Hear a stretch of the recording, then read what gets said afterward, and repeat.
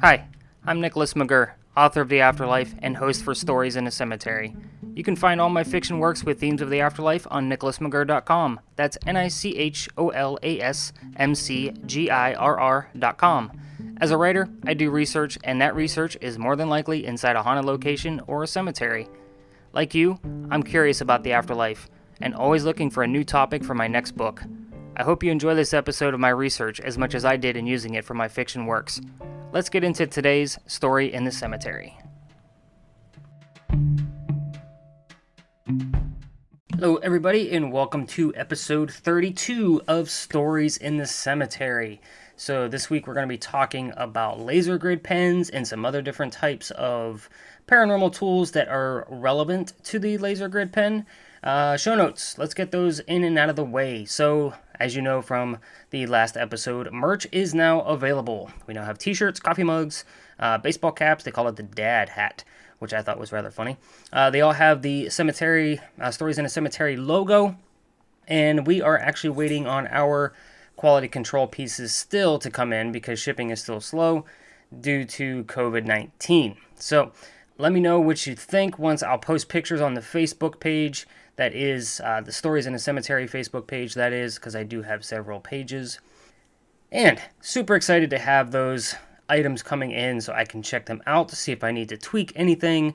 But with April's awesome design for Stories in a Cemetery logo, I am sure that we will be very pleased with the merchandise coming in.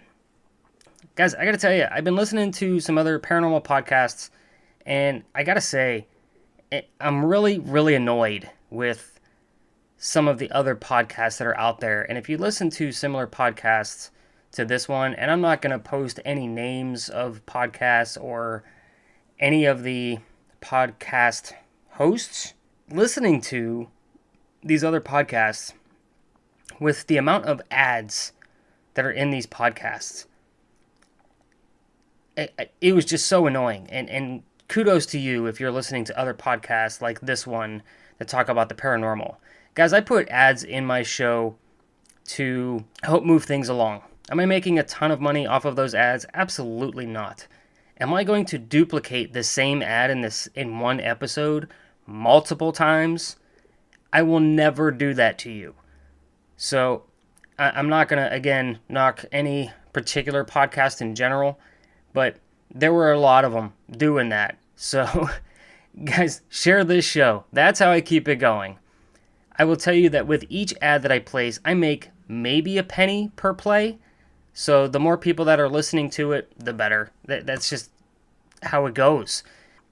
I do need ads in the show. They help keep things rolling, okay? But I'm not just out to make a quick buck. I'm actually out to just get paid for the work that I'm doing for you to be able to listen to a show about paranormal stuff, because I cover a wide range of paranormal topics, but I want to continue doing the show, and I need the cash flow to do it. But I'd rather serve you better by not annoying you with multiple played ads in every single show. I'm not going to play the same ad back to back to back, and sometimes it is 4 times over. But guys, you can support the show and keep me from playing multiple ads in the same episode by heading over to Buy Me a Coffee. You can remain anonymous, just like the sponsors did for May so far. So thank you to those anonymous sponsors. And it's just $1. There's no subscription. There's no charge per episode. Just show me that you want to, the show to continue, just by throwing $1 in the coffee pot. And you don't even need to put in your personal information on Buy Me a Coffee. Granted, I do see a name, but if you, check off the anonymous box, it's very simple. I'm not going to read off your name if you do not want to have your name revealed as a sponsor of the show. Pretty simple. On top of supporting the show, I'm thanking you with bonus episodes about Byron Price's The Secret and my search for the Charleston treasure. Now, granted, I understand it is not a paranormal topic, but it is along the same lines of putting clues together, which is what I do with paranormal investigations. And if you're a paranormal investigator, you should know putting clues together is a major part of our skill set. These are hour-long commercial-free episodes that are discussions with Brian McFarland, the owner of Charleston Cavalier Tours, about our hunt for the treasure. So, head over to buymeacoffee.com. You want to support the show? Throw $1 in the coffee pot. It's greatly appreciated. It's just $1, and it helps keep moving the show along. As for an update on the hunt for the treasure, based on Byron Price's The Secret, I've spoken with the groups that I needed to and the committees of Charleston that are involved with my dig site, and they are just waiting, like I am, for Charleston to open back up, and they're ready for us. So once the city of Charleston opens back up, hopefully I'll have updates that are positive. Again, if I'm wrong about this secret and my dig site, I will definitely openly admit that I was wrong, and I will continue my search and probably post more episodes, bonus episodes. Those bonus episodes right now are on hold because we've been sworn to secrecy, but we will definitely be moving that along. You can also support the show and help me gain followers by sharing your favorite episodes on social media and or leaving a review on your favorite podcatcher. There's a lot of them to name.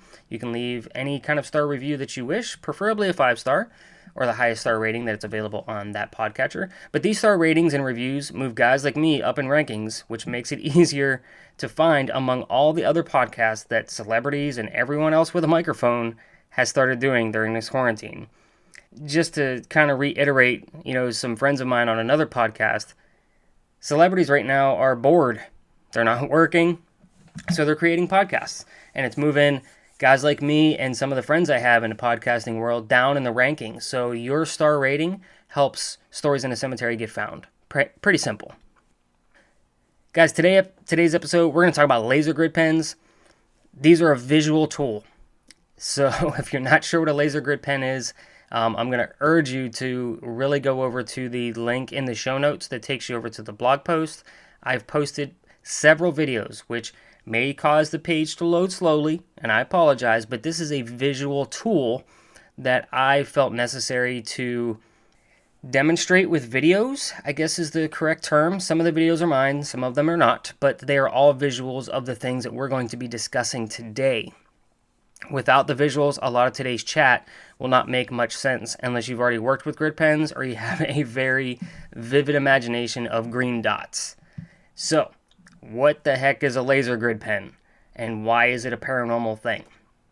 A laser grid pen is kind of like, think of a cat toy, like a laser, the little laser dot you get your cats to chase, but it's on steroids. It's a green laser that with a turnstile tip can produce thousands of green dots in a darkened area or a dark room. Now, I say area because, I'm a tour guide, and on the streets of Charleston, I'm not in a room. I don't take you or any other guest inside of a building. So the grid pen is given to a guest, and the training that comes along with that, because I do have a quick 5 to 8 minute training session on all these gadgets and what we're going to be looking for, is to hold the pen as still as possible. It's got one button on it and a turnstile tip. Now the button is not like a click it and it stays on. You have to hold it in order for it to stay on. So there's a couple pitfalls to that, but there's also a lot of good things for that, which is one of the reasons why I use it for the tour. Now, they make a little ring that goes over the pen to hold the button down, which is super great if you're setting up a room with a camera to be able to record for long periods of time. Super awesome. Now, what I will tell you is that the batteries in this do not last very long, and these pens are known to heat up after about 10 minutes of continuous use. So there's a couple of things that go along with that. But I think I'm getting a little too far ahead of myself here. So once you hold the button down, it's going to display thousands of little dots, maybe hundreds, who knows, but they look like a lot.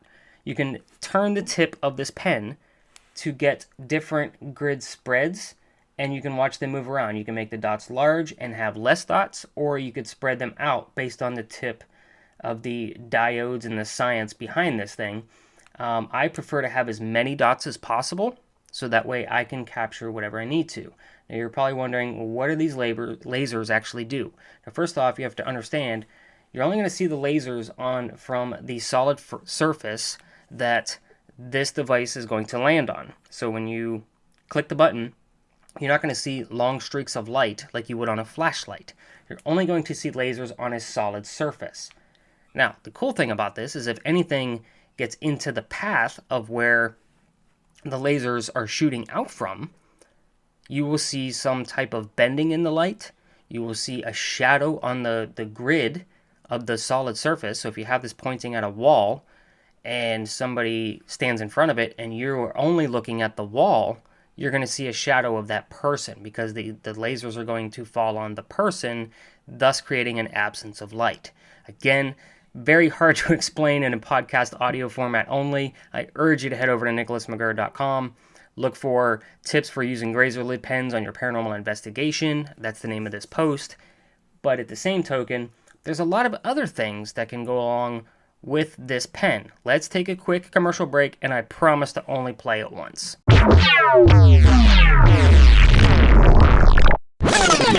And we're back, guys. Thanks so much for allowing me to put one commercial in the middle of the show. Yes, I know I had a pre-roll commercial, but as promised, I'm going to only play it once, and now we can just enjoy the rest of the show, and we can talk more about laser grid pens. So, where were we? We were talking about how to detect any kind of paranormal activity.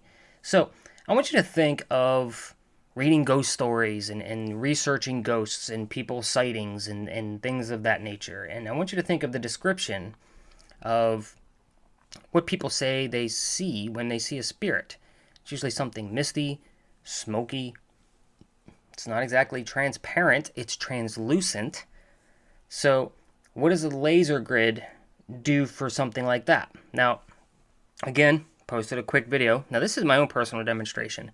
Even during my tours at the beginning, when I'm showing off the grid pen and how to use it and what we're going to be looking for, I usually blow some kind of smoke or ask somebody who's smoking to blow some smoke in front of the grid pen that's in between the grid pen and the solid surface that it is shining on. It's usually a building that's right next to us. So what this does is it actually creates a streak of light instead of a bending of the light, if that makes any sense. So there's not so much a quick bend of the dots, it's more of a stretching of the dot into a streak. And that's what I usually demonstrate, and that's usually what I tell my folks to look for on the tours, simply because we do pass a couple places where apparitions have said to have been seen. Now, with that being said, there's a lot of things that could show up. Like I said, the absence of light, the dots are slightly disoriented, or we're looking for that translucent streak, which could detect something else is actually there in physical form. Now, with those ghost sightings and spirit sightings that are translucent, or we can see through them, but still deter that there is an actual entity there, but it's not part of this world, I believe that whoever sees those and doesn't have the actual evidence was just meant to see it. Either they have a capability to see them, or they have the ability to see it during that time because they were supposed to see it. It wasn't really meant for anybody else. Now, that's just my belief. Take it for what it is. But the grid pen, along with other tools, gives us the chance to see it for ourselves because we don't have the capability or we weren't meant to see it. If somebody shows up in a spiritual or translucent format, then we should be able to detect it with the grid pen. Now, here's what I'm going to warn you. The grid pen is a super cheap tool. It's a inexpensive. I don't want to say cheap because they're not really. It's a heavy device. Like for being a pen, it's pretty intact. It does have some batteries in it. But what I mean by that is, don't just take the grid pen and say you're a paranormal investigator. Like there's way more that goes into this.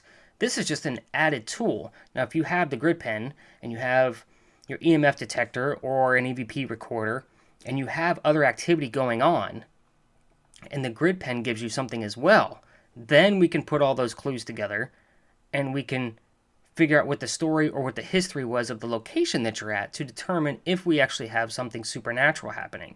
The grid pen is not a tool that is to be used alone. So don't set up a camera and a grid pen, let it play for days on end, or record for days on end or hours on end, get something that shows up and not follow up with any type of other evidence. It's a great tool, but it's to be used in addition to other tools. It should be in your toolkit. If you don't have one, you should have something more than just a grid pen in it.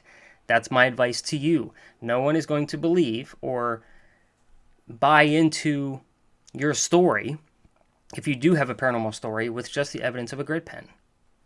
And I know that sounds silly because we do buy a lot of stories of just people's experiences. But when we're looking for scientific evidence, we need more than just one piece of data, more than just a grid pen. So keep that in mind when you're using this. And again, these things, they run pretty cheap. You can get them on Amazon. Yeah, I think they're like under 20 bucks. But I do want to talk about something I am planning on upgrading to for my own personal toolkit, just like the S-Box and the new infrared camera that's actually on its way, and again, on back order. But there is the GS1, which is the ghost stop device that was actually made with some of the issues with the grid pen in mind. First off, it's a little box, so it's a little easier to carry than, not losing it in your pocket. But it does have a toggle switch of on and off, which means you don't have to hold a button. The other cool thing about this device, and I'm curious about, is that it gives off an actual square grid rather than just a dot grid, if that makes sense. So when you look at a spray, they call it a star spray of a grid pen, it actually just looks like a bunch of green stars, different shapes, different brightnesses, so forth and so on. But with the GS1 from Ghost Stop, which is a very reputable brand for paranormal hunting equipment, and I think I'm an affiliate with them for the website. But anyway, I put their video up of how the GS1 works. And I know it's their sales pitch video, but it's the best way to describe it. These are red squares that are displayed, and it'll actually give you a 3D model if it's done properly. I don't want to say it will come from this device directly, but Ghost Stop does recommend that it'll give you the height, it'll give you the shape, and if you take it to a 3D modeler or put it into a 3D modeling software, you can actually see the exact shape of the anomaly that was there, or the entity that was there that it caught, which is super cool, like super rad stuff. I do plan on adding one of these in, not so much for my tours. I may add it to the tour. I don't know. I want to play with it first. And actually do an investigation with it intact. But I'd like to see what happens if you use the grid pen along with the GS1, like the red squares with the green dots. If you can actually get a fuller picture of what might be passing through, in a very haunted location, of course, you would need something with a little bit more regular activity with shadows and things like that. But I would like to put the two together and maybe see if the green dots along with the red squares will actually give us a bit of a clearer picture when recording. So again, if anybody's used one of these, the GS1, I'd love to hear from you. And if you have a grid pen along with it, try it. Let us know what you find. Post a video in the comments. Go to the Facebook page for Stories in a Cemetery and let us know like what you've found with this. If you have any video that you'd like to share, any of those things. Again, at this point, I'm still waiting on the infrared thermal imaging camera. I don't want to say infrared. It's by FLIR. So once I get that piece of equipment and research it thoroughly, that's when I'll start adding this piece by piece. I may do an unboxing video for each piece that I add, but this is definitely going into my upgraded tools to further look into. So one last video that I did put up on the blog post for this week is somebody who used the laser grid pen, the green dots, and kind of set it up overnight, and he did catch something, which was really cool. It's, I don't know, about a 2.5-3 minute video. But again, he was using it just with the camera, has no other evidence to really back it up with this particular instance. He didn't have any EVPs going. He didn't have an EMF detector going. I would have loved to have seen an EMF detector turned on in the center of the room, maybe set up somehow to be recorded as well. The K2 would light up, and just being able to see if the K2, along with the motion that he caught with his grid pen, would kind of prove some more legitimacy. It's not that I don't believe his video, because it does show a great example of what to look for when you're using the grid pen, but I would just like to see a little bit more, something that I can't debunk. So if the EMF is going off and then something passes through the grid, It's a little bit more solid evidence than just the grid pen by itself. So guys, again, that wraps up this episode. If you've used a laser grid pen, or if you've been on the tours and you want to talk about maybe something you've seen, we have caught some glimmers, from time to time, especially in the Pinckney Mansion site. So that's a great spot to, use the grid pen. We don't just wave it around. We try to keep it as still as possible because, again, it should be used with a tripod in a room. But on one of the tours, we're not investigating one place for a long period of time. We're moving, between 5 to 10 minutes in between locations. And it's a very quick investigation to see if we can capture any activity. And we're learning about history. So I'm still telling stories, which is technically what I do as a writer. But at the same token, if you've used a laser grid pen, if you've used one of the GS1s from Ghost Stop, I'd love to hear from you. So go to the Facebook page, Stories in a Cemetery, leave something on the comments of the blog. Give us some insight. That way I can kind of add that into when I do the unboxing and, the separate episode just on the GS1 to see what I catch. Again, my recommendation is to use the grid pen in conjunction with other tools. This is not considered a paranormal investigator toolkit by itself. It is part of it. So I can't, stress that enough. I really didn't want to go into the science of how, it sprays the dots and all that stuff. I honestly don't care. It's just, it works. I've caught things with it. I do want to upgrade. I do want to set up a full investigation in a location with the GS1 and kind of see how all that goes. Again, guys, check out the merch on the website and share your favorite episode. Go to Facebook, head over to Stories in a Cemetery page, and I've been posting pretty much every episode for the month of May. So I do post a blog post and a podcast episode every day. And because now I have over 30, I can do that. So I'm kind of testing things. So go ahead and just share your favorite in either one of your pages or in a tweet or something. Just let's help Stories in a Cemetery grow. And again, I don't want to talk about COVID-19, but it's affecting everybody. Tours are not open yet, but hopefully soon, fingers crossed. And we will be giving tours again very, very shortly. And that means I can go out and start investigating more locations to start talking about some of those investigations. But anyway, guys, I can't thank you enough. As always, head over to buymeacoffee.com, support the show, and I promise I will never play one ad more than one time in an episode. I'll talk to you guys next time. Thanks.